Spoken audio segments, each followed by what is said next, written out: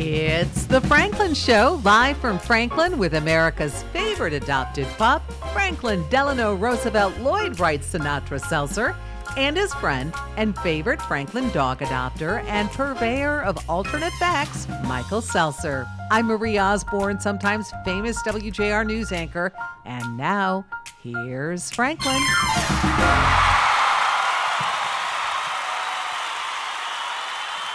Hey, thank you to my fabulous band. God, you guys are great. And to my announcer, and to all of you folks up there in the cheap seats and throughout this massive studio. Welcome to the Franklin Show. I am so happy to be here. We have a great list of guests coming up here and a wonderful new show to present to you here on the Franklin Show. You stay tuned and we'll be right back. Love is a lesson that doesn't end. It knows no conditions, so you better buckle in. Love keeps you on your toes. It never stops, only grows. Love isn't easy, it's a commitment, especially when they're being their most resistant. Love is finding the right seat so you can take a breath. But remember, love isn't lax, it always double checks. Check that your kids are in the right seat at nhtsa.gov/the right seat. All right, everybody, welcome back to the Franklin Show. Franklin and I are here and very pleased to introduce you to a wonderful lady who has written a wonderful book. Ladies and gentlemen, Lynn Alexander, who has written the book called Caregiver Tsunami, which is, that's quite a title. Well, it's quite descriptive. Thank you for having me. So glad to be with you and Franklin. Yes. The reason I came up with the title is with the aging of our population, we now have a tsunami of caregivers, and you often feel like you're in a tsunami when you're experiencing it. It can be wonderful, but it can also be challenging. So tell me about your background. Where did you come from? What's the origin of you as an author? What's your background? Actually, caregiving is sort of in my DNA. I was born into a caregiver household, raised as an only child. My twin died at birth, but my parents brought me home to a caregiver household where they were caring for both of my father's parents. And then they spent the next 21 years taking care of all four of my grandparents. So I was essentially raised in a long-term care household. That created a passion for me.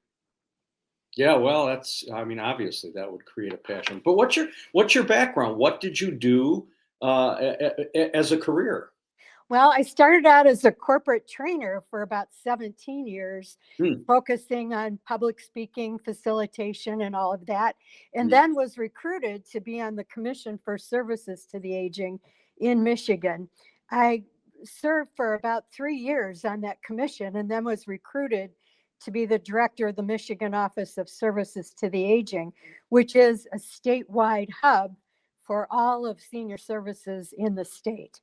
So in that position, I advised the governor and the Michigan legislature on all services for seniors, and it was a wonderful journey for me. Yeah, and it led you to this situation where as a caregiver, and we've all heard incredible stories of this and what a challenge it is. You sat down and wrote a book about it. Yes, it's very therapeutic. I think many people are finding themselves writing about experiences that they've had, but also you really want to help others so that they can learn without having to make mistakes. As with anything in life, the more prepared we are, the more strategic we are, the better it will be for us. And we can also have a lot of joy in caregiving as long as we're reducing the stress levels. And the people that we're caring for, our parents, grandparents, aunts, uncles, whoever, it's a very tough situation for them. I often have used a quote from Diane Sawyer where she stated, inside every older person is a very surprised young person. So many times people can be a little grumpy about the fact that they can't be as mobile, or they're missing out on seeing their friends. So it's really important as caregivers to continue an experience for our loved ones where we stay in contact with their friends. We have celebrations. Last year, 6 months before my mom passed away, at 100 years old, we had Wow. yes, she was amazing. She was a Rosie the Riveter and a Navy veteran. Really? And yes, and so people her entire life adored her. She was the person everybody went to for advice. She helped everybody. And so for the last year of her life, I was essentially her press secretary. Everybody wanted to come and interview her and video her, which was wonderful. She received a Congressional Gold Medal. Oh my gosh. The last year of her life. She had to live to be 100 to get that medal.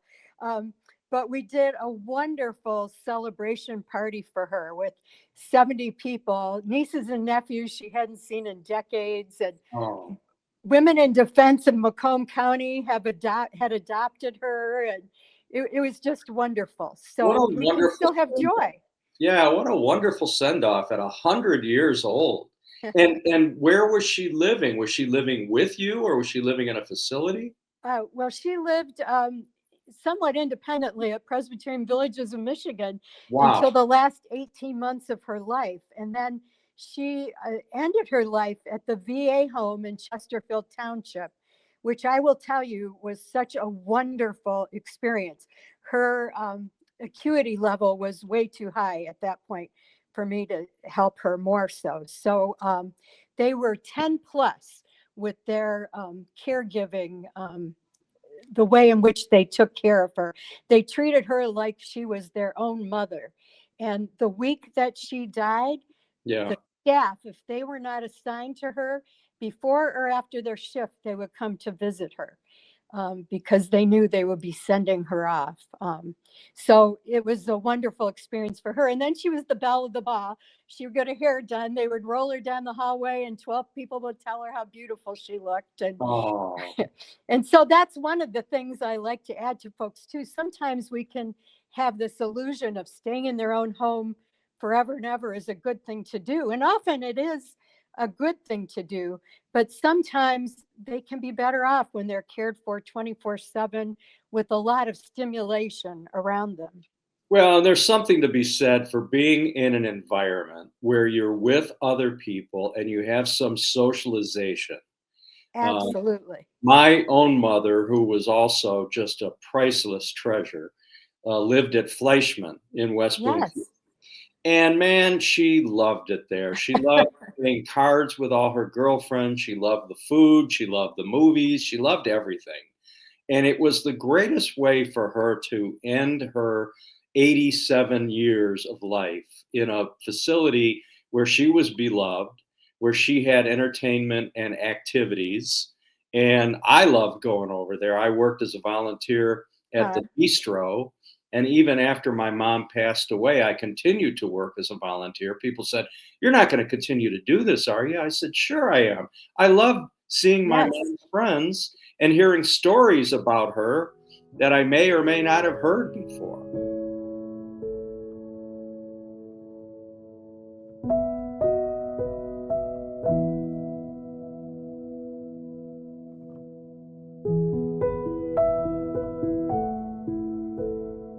I have four passions. My four passions are, first of all, my family, my poetry. I have my own website. It's bubbinator.com. I have 388 poems on that website. I do stand-up comedy. I come to Fleischmann. I go to B'nai B'rith groups. I go to Heckman, and I share my humor with all these wonderful people who aren't as fortunate as I am. I also work for my son. It's SKM Marketing, and he specializes in calendars and magazines, and I am his salesperson. As a matter of fact, I have written on my card, I'm his best call girl. And I just love life, and my motto is live, laugh, and love.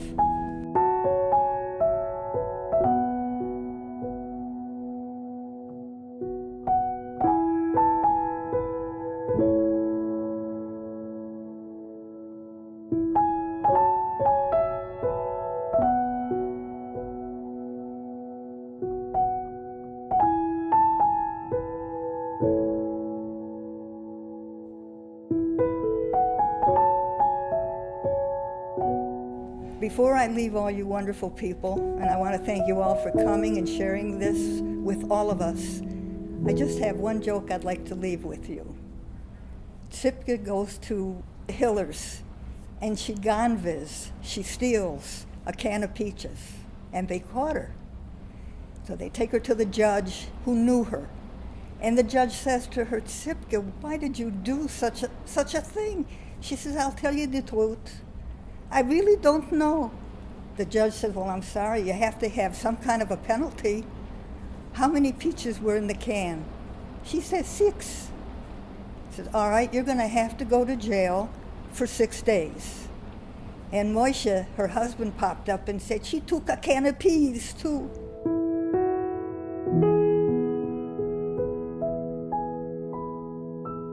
So that's a great thing. How Yes. precious for you. Well, and for you. So kudos to you. And, Yeah. you know, when I was state aging director, I did a lot of events with volunteers. And they used to tell me I get far more out of it than I give out. And so volunteering is a very good thing, not just for the folks we're volunteering for, but for those that are volunteering. Yes. Well, I agree. I'm a professional volunteer, and I'm always encouraging others, Yes. delivering Meals on Wheels, walking into a client's home, helping them with little things, just wellness checks. I do a lot of that, and it's a great thing to do. And there's so many volunteer opportunities for us all. You know, I was a volunteer in my community of Franklin for 30 years. I was an elected councilman. I Yes. was a member of the Franklin Community Association and president of that for a decade plus. So I'm big on volunteerism, and it sounds like you are too. So I have great respect for you for that. Yeah, and my passion for helping caregivers, in my book, I talk a lot about family dynamics too, which can be very tricky sometimes. We have our parents who play the game of I'd rather do it myself and end up falling because they're trying to do things they shouldn't be trying to do. Or Right. I've got a secret. You could have an ambulance called to their home and they refuse to go to the hospital and you don't find out about it till a couple days later. We also have sibling rivalry. Anybody who's been a brother or sister, I never had to do this, but where they would race to get the front seat of the car when you'd be traveling with your parent. And Yeah. sometimes that sibling rivalry comes out again when you're doing caregiving. Or the brother or sister who, you know, shows up for the family reunion like a hero, but doesn't pitch in at all. I call that the little red hen syndrome. So lots of details about how to deal with family dynamics. And then also there's a myriad of resources available, but people often don't know how to get into them. I once had a woman at a seminar say, well, darling, here's the problem. I have 15 different refrigerator magnets from all these events I've attended, but I'm not sure which one to call. sometimes, sometimes having good resources available where you can get it at the touch of a fingertip is really helpful because, as we know, caregivers don't have a lot of extra time in their day to be doing tons of research. No doubt. No doubt. And we've all been through this. My wife was a caregiver for her mother. And, you know, it's an ongoing challenge for all of us. So the book is available on Amazon. Correct. And and you're out touring? Are you doing book tours? I'm doing some, yes. I'll Yeah. be in March. I have several set up in Rochester. One Yeah. at the Rochester Older Persons Commission, which I don't know if you've been there, but it's like a Taj Mahal. It's a fabulous senior hub. One grandma took her grandson there and he came home and told her his parents, well, I went to grandma's club with her. So they have Tai Chi and an Olympic sized pool and all kinds of wonderful experiences there. But yes, you can get my book on Amazon, or my email address is lalexander2092@gmail.com. You can contact me as well, and I can fill you in on where you can find me. Oh, that's so great. Listen, I'm in awe of you for all the great work that you've done in putting this book together. There are so many people that are in need of help and support in this situation. And I will encourage people to go to Amazon and to your website and find you. What a great, great thing you've done. And I wish you all the best, best of luck. Well, thank you. So the same to you, Michael, and goodbye to Franklin as well. Thank you so much for being here, Lynn. Have a great holiday season and a happy new year. And thanks for everything that you've done. Caregiver Tsunami, it's on Amazon, and you'll also have Lynn's website on this video as well. You can go to that and order the book. Thanks to you, Lynn, and thanks for being here on The Franklin Show. Folks, we'll be right back after these words.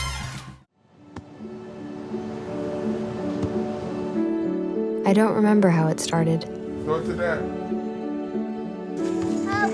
Our back and forth. It always came back. Dad! You probably don't remember what you told me, That was perfect. but I heard every word.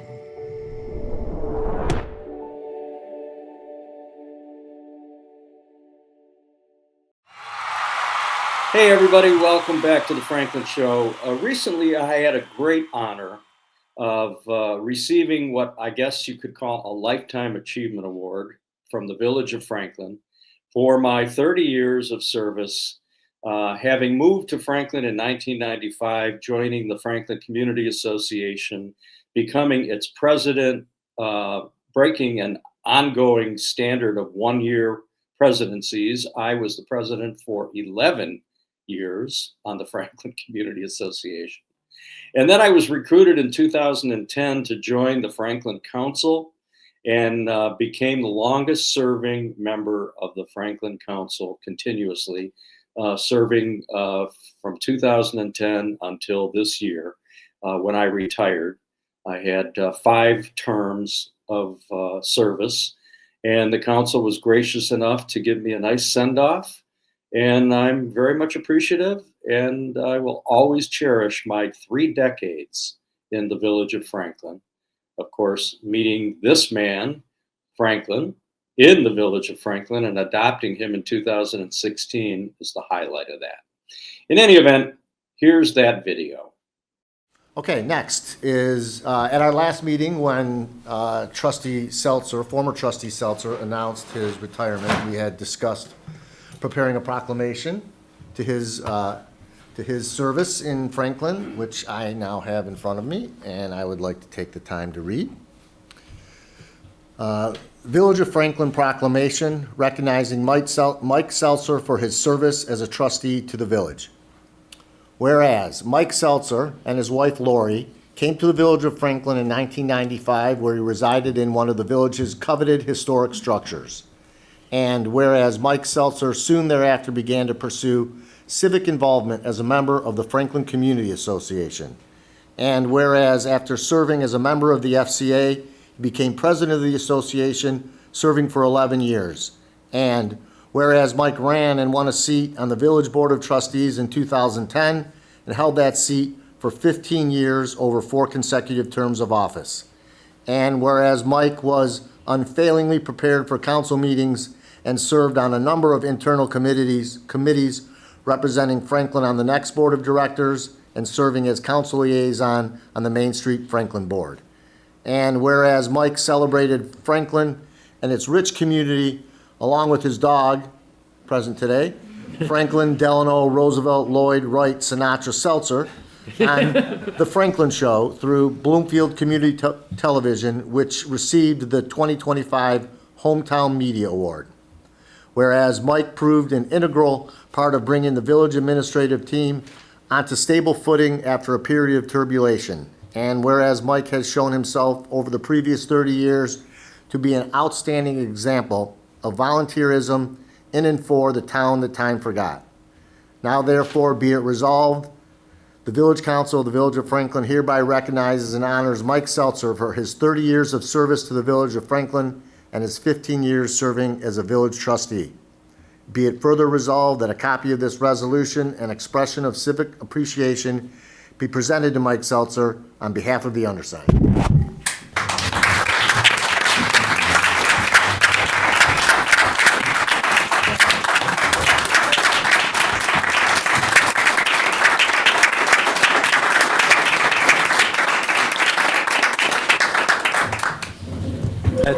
It was very lovely. Thank you, Mr. President and Council.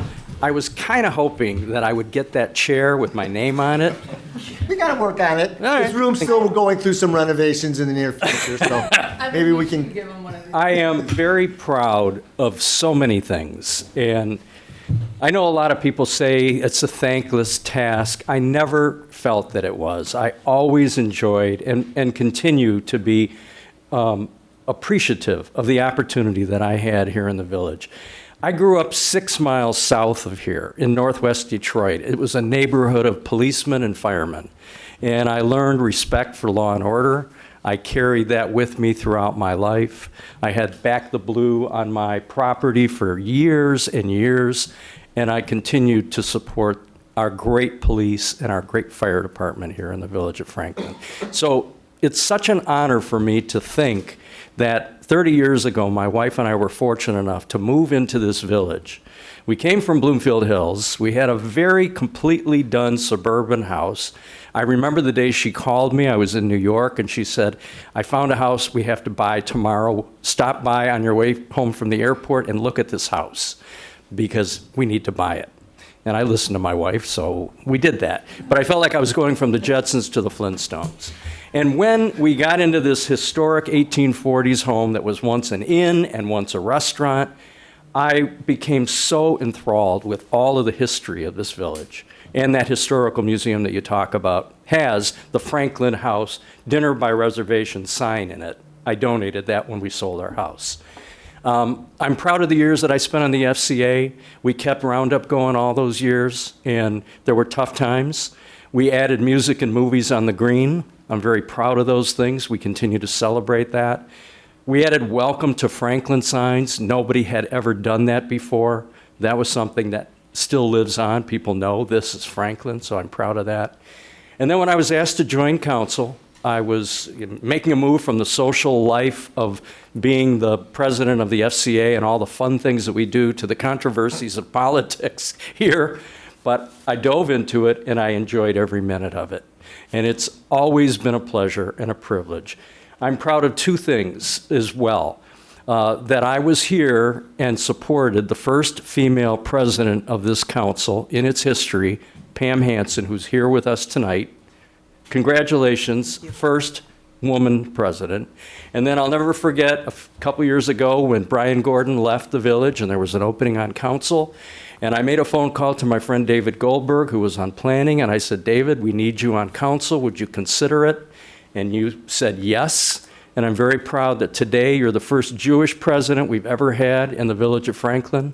And I support you, and I admire you and respect you for that. And lastly, and most importantly, I met this man in 2016 right here on these grounds at our Roundup, Labor Day Roundup, Home Forever, the adoption agency that has been doing this for years. Unplanned pregnancy for Lori and I. We had no plan of having another baby. Our kids are long gone and elderly. And I saw this guy and I just fell in love with him. And I said, look at that boy. And my wife said, yeah. I said, I want him. So we took him home. And a year later, we went to show him off in the very same venue. And we saw another little white guy that looks just like him. And I said, look at that guy. And she goes, oh no, we can't do this every year. But we got Winston. So I'm very, very proud of everything that we've accomplished here. I wish you guys all the very best. My heart will always be here. I will continue to help in any way I can. I will be back in the summers, renting locally. But I am grateful and appreciative of the opportunity that I've had to serve here, and I hope that we have a successful transition, and I look forward to it. Thank you so much for the honor. Thank you, Mike.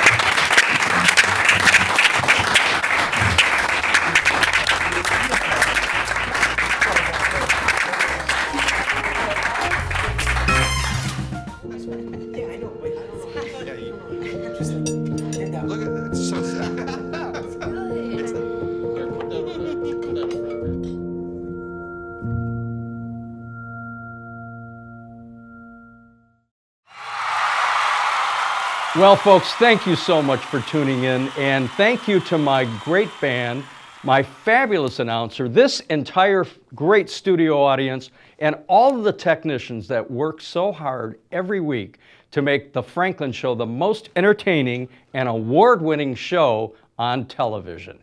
God bless you all. See you next week, right here on The Franklin Show. Thanks, everybody. Glocken klingen hell.